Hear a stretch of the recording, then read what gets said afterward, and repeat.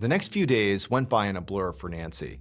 She spent basically half her time crying and grieving, and the other half being the person that was sort of in charge of delivering the bad news to friends and colleagues and family about what had happened to Dan.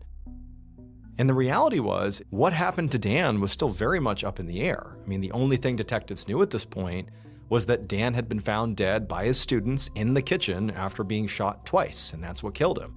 But the school actually didn't have good security camera footage, and so there was no footage to try to indicate who could have come into the classroom and killed him and then left.